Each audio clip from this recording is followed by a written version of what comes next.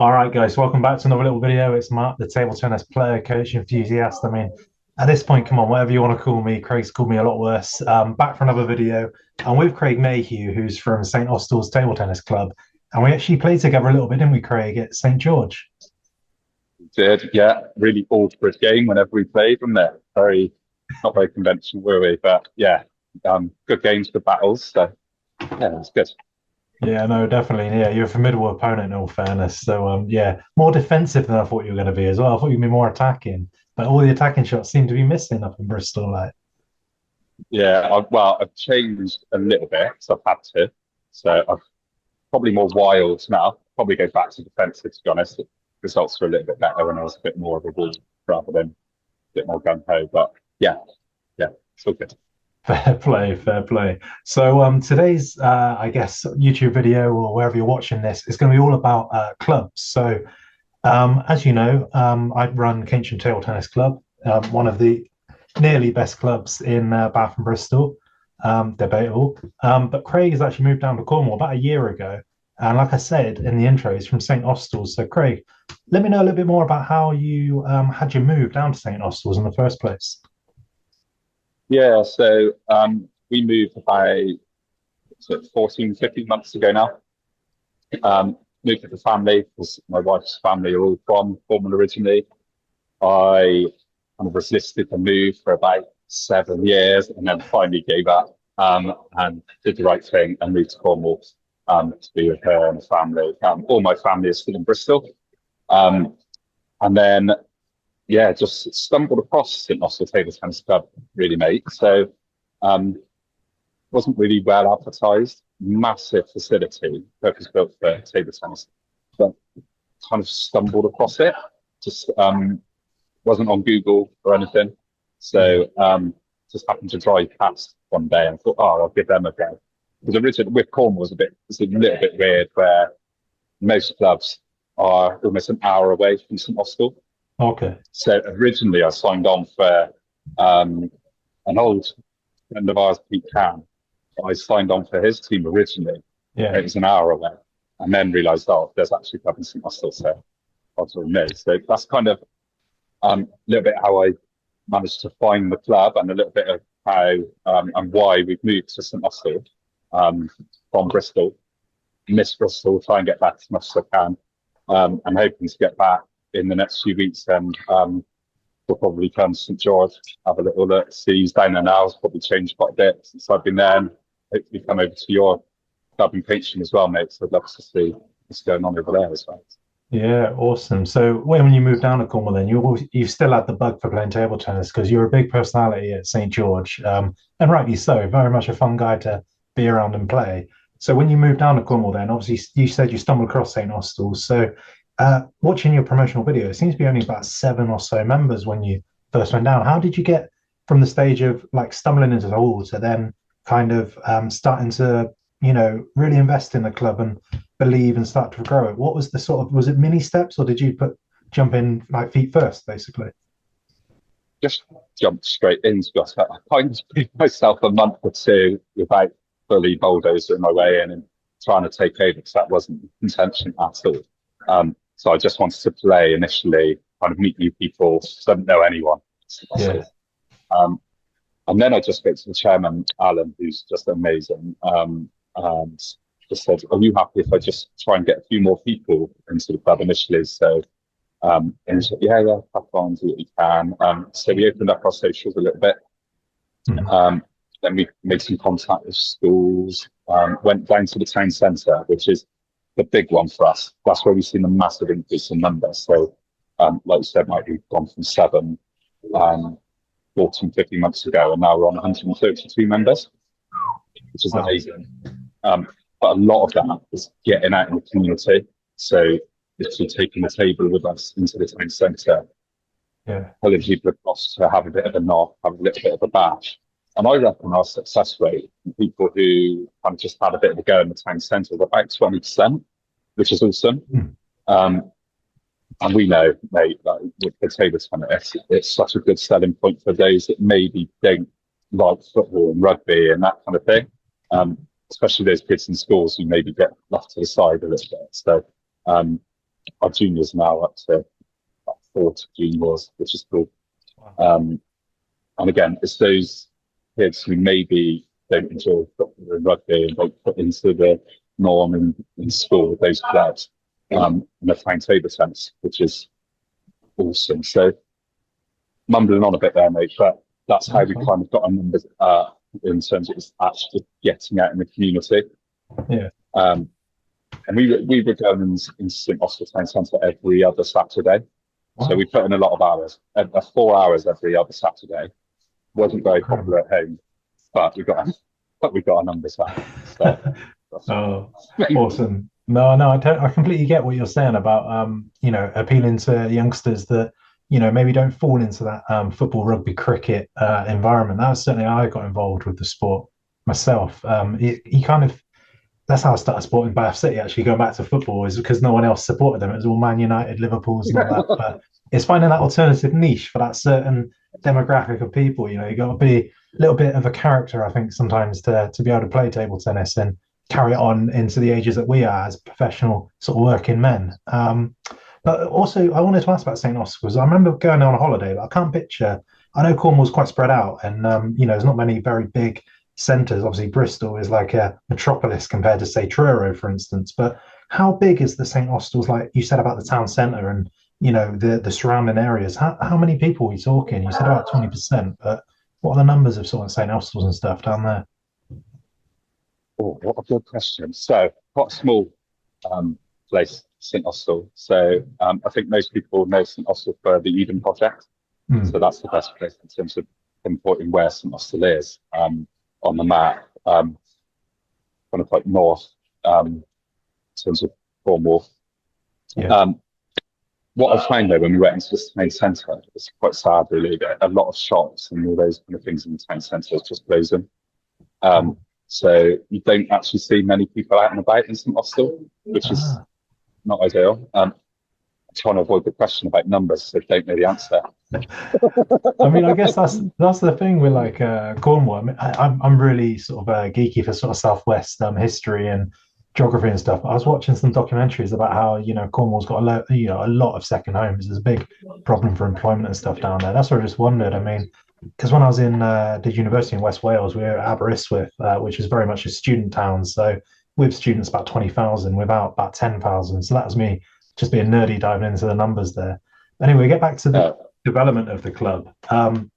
So like how you said you went into the town centre and you grew from 7 through all the way through to sort of 134. I mean, it's hard to imagine just me trying to get my head around how that grew in such a short space of time, sort of 14 months. How did you get from those 7 initial people that were members, and maybe the committee made up like 4 of them, for instance? How did you get from that stage to say the 50 mark or the 70 mark? What were the sort of key milestones you remembered or recognised from your time there? So we got lucky and managed to gain a grant from Cornwall Council, which helped. So it's a Table Tennis for Good project, which helped. So it gave us a bit of a focus. So we knew that we had to get into the town centre, we had to get into the schools, and we had to reach everyone in the community, not just a specific cohort. So we then opened up women's only groups, junior sessions, learning disability sessions. So we had all these little pockets in terms of taster sessions, and then we brought everyone together in one place, because actually, especially with learning disabilities, the individuals don't want to just be a learning disability group. They want to be involved in the whole community, in the whole club, and that's what we're doing. You want to be the badge, don't you, essentially? Exactly, you want to be the badge. You are right.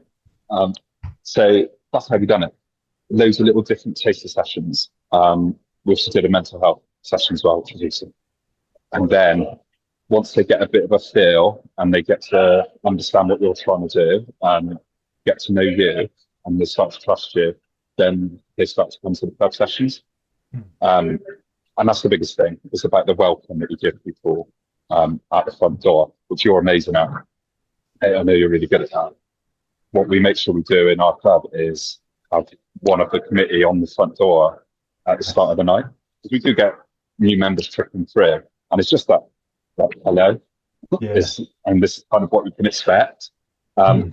There's nothing worse than, especially if you go on your own to a new club, walking in, kind of looking around, already seeing people playing, and just not knowing what to do and feeling a bit awkward. So that's one barrier that we remove straight away. Make sure that everyone feels included. Make sure that you have what I would say the top players playing with new players. That's really important as well, because people want to grow and they want to learn.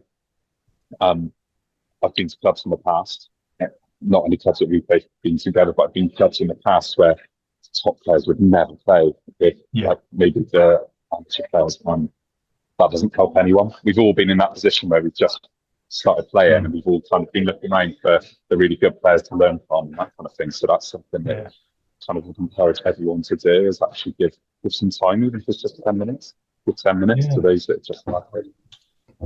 Sorry, mate, rambling, but that's how we kind of got through the different milestones. Yeah, that's great. I mean, actually touching on that, so that was something that was really good that I found at St. George when I first came. Like, players like yourself and Jack Vaughan in particular, what an ambassador he is for Bristol table tennis as a whole. Spending time with social players on any of the tables, people like that, you can't say a bad word against them. It's absolutely superb to see that enthusiasm. Even people like Neil Darney, Leo, etc. Playing with whoever and whenever, and also just playing with a smile on their face as well. It's brilliant to see. Although Leo, I do have a bit of a problem trying to crack your smile, mate, but we'll get there eventually. But yeah, so yeah, was there? So I said about milestones. Was there a point where you sort of, or you and the committee, I guess, collectively sort of look around the room or look around the hall and thought, actually, what we've done is like absolutely spot on? Is there a particular point in time, be it 3-4 months ago or anything like that, where you actually thought, hold on a minute, this is really working to how we sort of set out our remit and our goals to achieve? Yeah, so I think around August, September last year, as we were right in the middle of the Table Tennis for Good project, that was when it kind of hit home that what we were doing was working.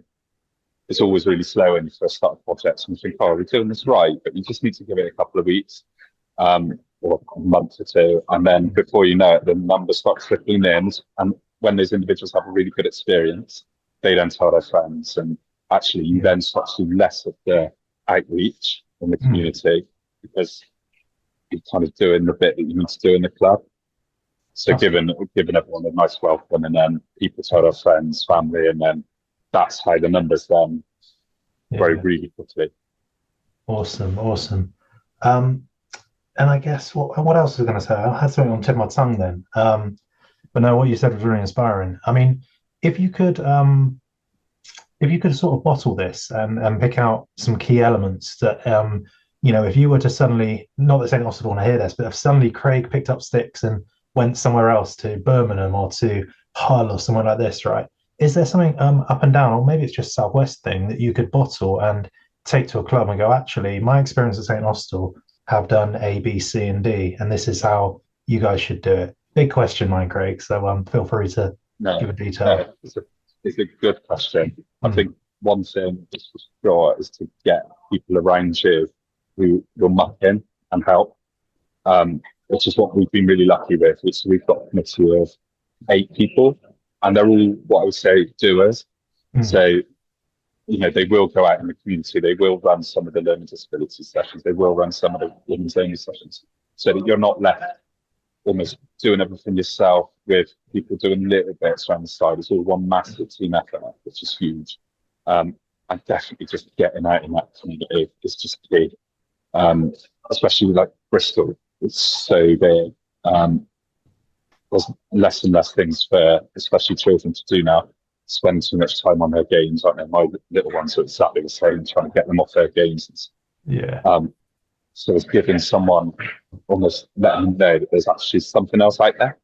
And table tennis is good. Once you get a child playing table tennis, they get addicted quite quickly. It's addictive because you can see the progress as well, and they can see the progress themselves. So yeah, I think that's the key. Get people around you to kind of build the club and just get out in the community and listen to what people want as well and what the barriers are. from people joining. Most of the barriers when we speak to people, mate, where we don't know you exist, which is obviously a big one. Yeah. Cost. Everyone's struggling financially at the moment, so cost is a big one. So what we've managed to do, where we've been able to grow, is actually look at like family rates, Oh, cool. junior rates. So we've got loads of different rates. So make sure we pay to people. And to be honest, if someone came to us and said, "I just cannot afford them," like Mm. we'll work and do something. So the main thing is we just get people playing. So yeah, does that answer your question, mate? It does, yeah, yeah, and I think it's a good Yeah. chance now for you to shout out those 7 or 8 other members of your committee, because I'm sure they're going to be watching this video and subscribing, liking, share with all their friends. So, who are the other? That's a little hint there for everybody watching. Who are the key people at St. Austell's then? Because obviously you're the face on a lot of the social media with your little gifs and stuff of your head there, Craig. But who are the other people around St. Austell's we should be shouting out and welcoming? Yes, we've got Alan. Alan Brooks, who's our chairman. Yeah. He's one of the founders of the club back in '98. He's in his mid 70s now, so this again goes to the thing of like anyone of any age can play and still at a good level. He's still a very good friend player. Annoyingly beat me in the league earlier in the season. Don't Wow. make excuses about that, mate. But Of course. then we've got Tim Bowler, who's our treasurer. We've got Dawn Moss, who's one of our kind of parent reps.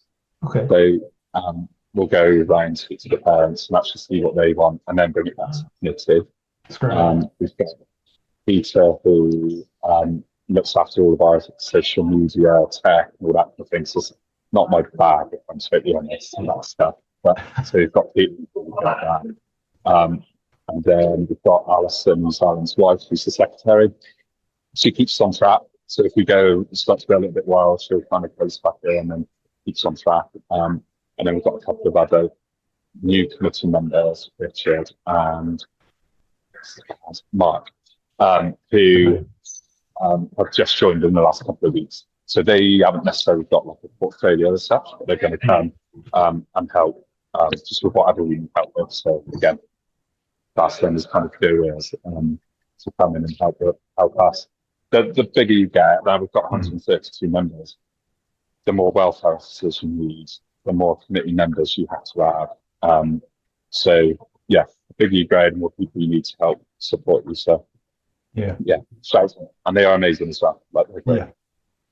I mean, yeah, that's awesome to hear all the different roles. I like the parent rep role. That's really handy. Like we could do that here in Keynsham actually. But one of the similarities, as you said, about clubs and their presence increasingly online, because we've got to go online now if we're going to attract new people doing what we need to do.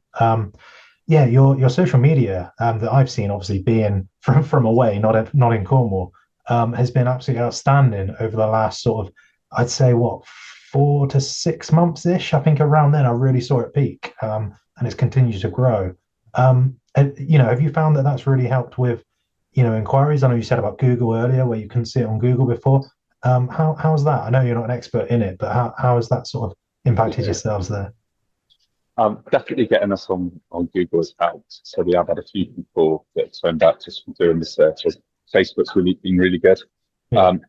I don't think, being totally honest, Instagram has helped in terms of increased level, but actually it gives you the fun element of it. Yeah. So you can signpost almost probably more for the members that are already at the club to kind of see what's going on. And so social media's helped. To be honest, mate, we've seen a lot of people come just from putting posters on the back of toilet doors. Oh, really? Wow. We've seen loads of people come. When you say, "Oh, how did you hear about us?" and you kind of expect, "Oh, Facebook." He's like, "Oh, yeah, I was on the toilet."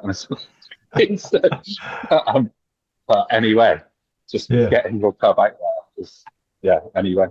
And you said about the funding, that's really cool about the toilet doors. So I guess there's a lot of local businesses down in St. Austell's that allow you to put posters up. Yeah. But you said about the funding with Go Cornwall. Sorry, I've probably got that horribly wrong. But anyway, the fund that you had initially set up in the local area. Have you reached out to the local community for sponsorship of, like, be it tables, tournaments, that sort of thing? How's that sort of thing gone? Yeah, so yes, we've had that grant, which has been amazing. And that actually the project comes to a close this Friday. So we'll have a report to go alongside the video, which you kindly put on your channel. So I'll send that report to the reader. And then we contacted organisations like Asda. So they do a lot in the community as well. So we've got £600 from Asda that helped pay for bats. Because not everyone can afford their own bat. It seems if they turn out, at least we've got bats here for people to use. We got sponsored by a local organisation to buy a new sign for outside the club, just so people could actually see that we were here. So that's good. We've had another sponsorship for 2,000 for a new robot. Oh wow! So there's money out there in the community, and as long as we've got a really good purpose for what we're going to use that money for, then it's there. So we've also just been given £5,000 from MenCap. Okay.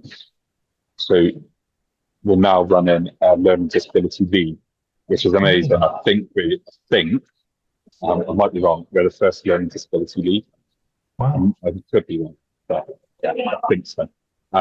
So the league will happen every other Monday at the local leisure centre because it's easier for those within the day centres to get there. So yeah, we've just been given that funding. So that pays for that's bought 3 new tables for the local leisure centre as well. Wow. Which will also increase participation outside of the Learning Disability League, just because they didn't have tables there before. So yeah, there's loads of money out there, and people will invest in clubs that want to do the right thing, which is what we're doing. I'd like to think. We of course have to report back on, where we spent the money, what the outcomes were achieved, and that kind of thing, which we always do. And obviously any money that we have left, we with that. But yeah, we've been really lucky for kind of the money that we've managed to get into the club.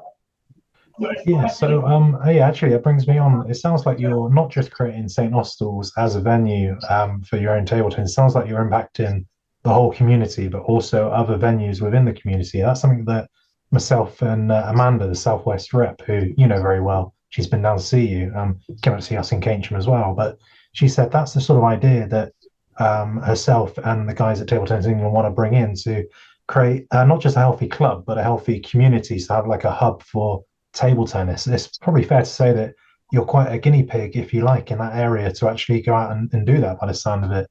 Is that fair to say, or you had a few comments? Yeah, it's really fair. And really good point about Amanda as well. She's been awesome.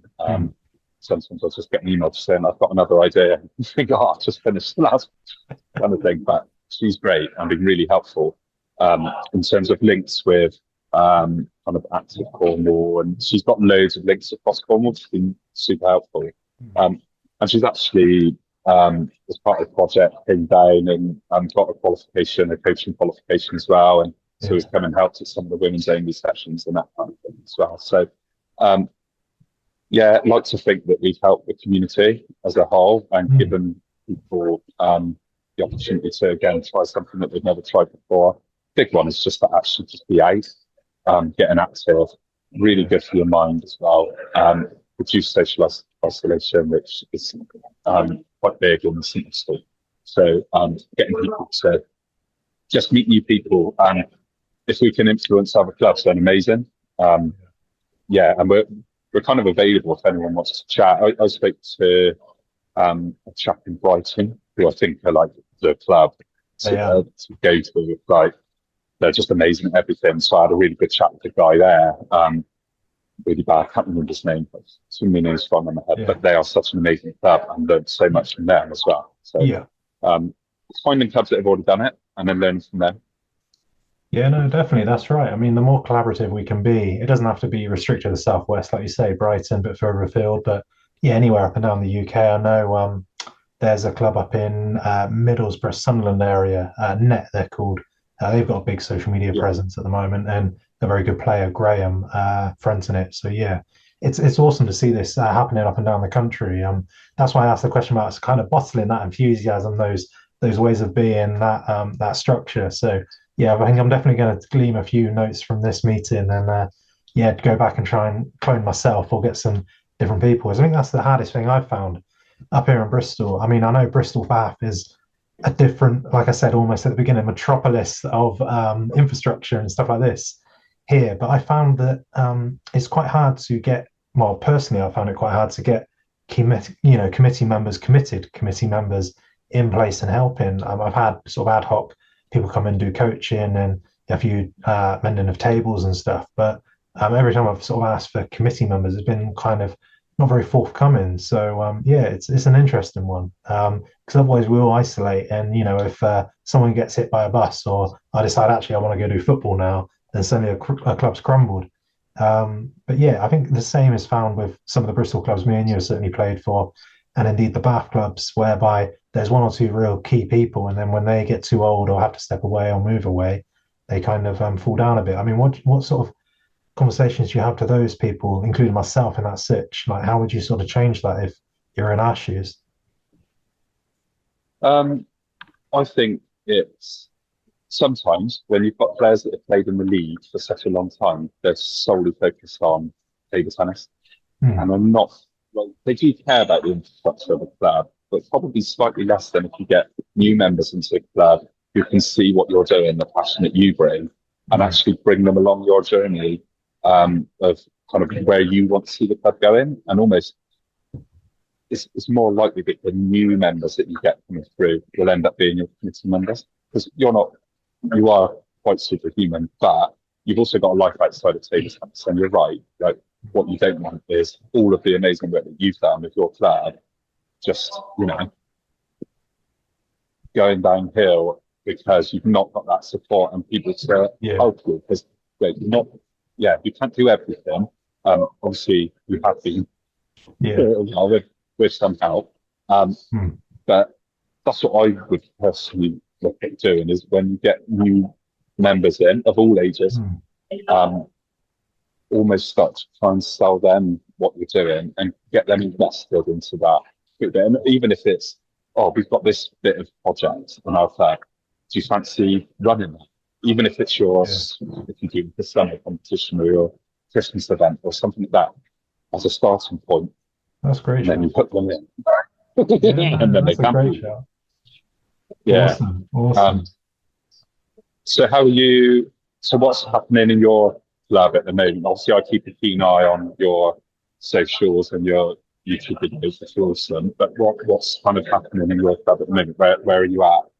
Yeah, well, like, share, and subscribe, obviously. But yeah, at the minute we are, I guess, toying with the idea because, like I say, it's mainly me running it. So putting together a little plan for some coaching, so some intermediate coaching and some advanced coaching. So the idea is to have 1 hour of structured coaching, which we've intermediate or improving players.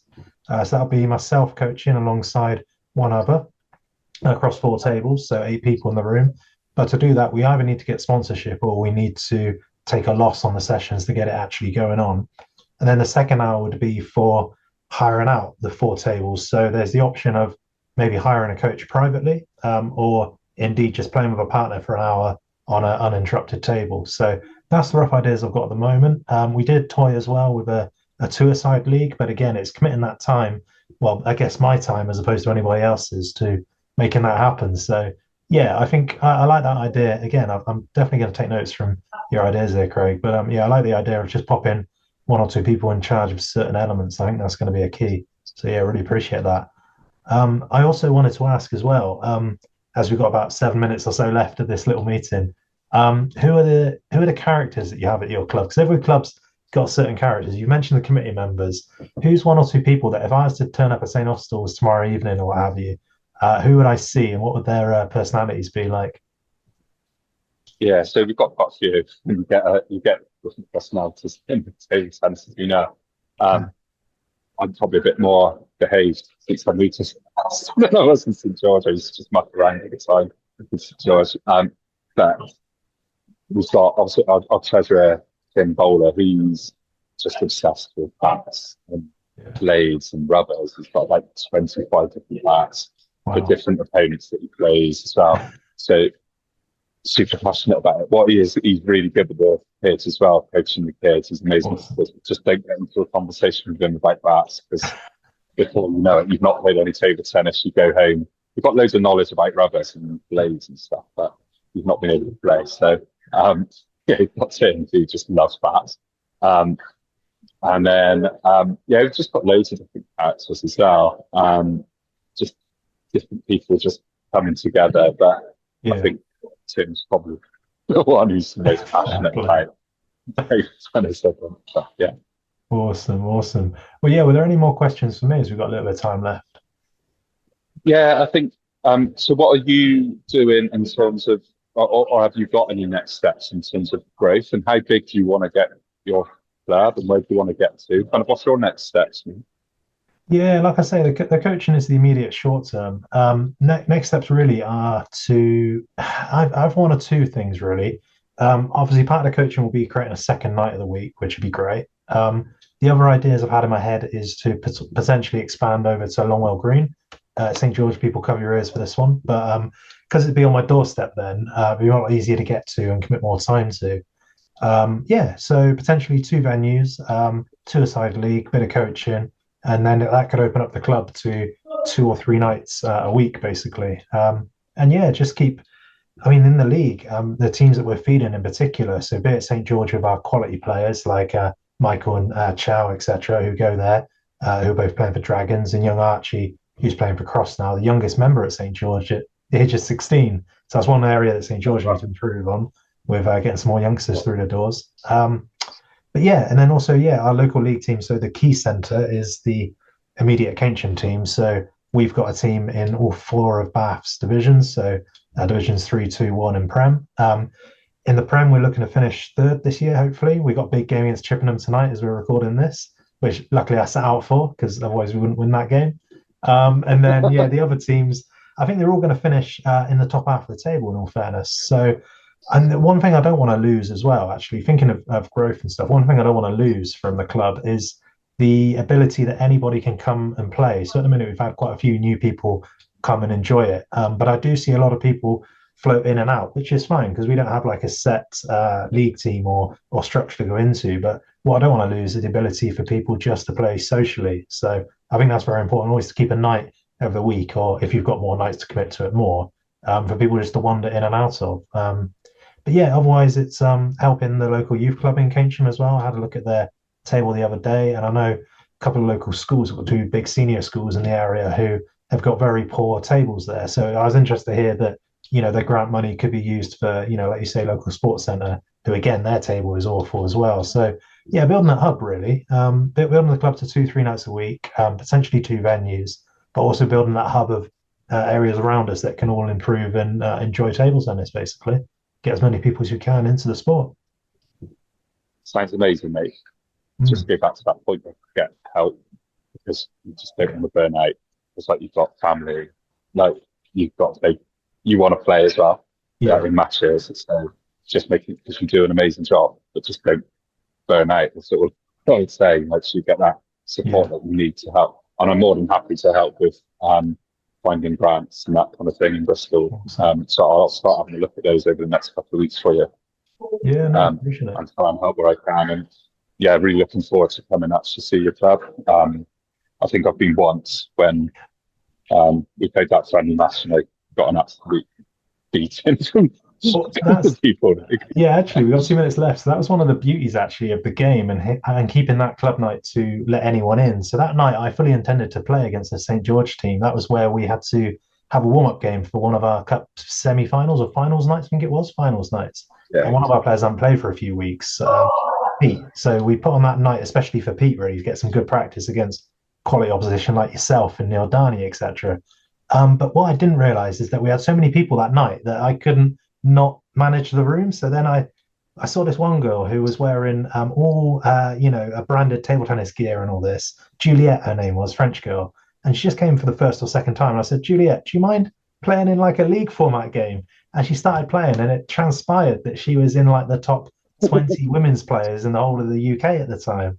And now her and her partner, last time I heard, I probably need to text them actually, see where they are, but her and her partner moved out to Poland, to Warsaw, where my missus is from actually, and they're remote working some bits and pieces. So yeah, it's just really interesting. You never know they're only here for a few weeks, but just wanted to keep their eye in and keep playing. So I kind of stitched you guys up very unintentionally, I must say.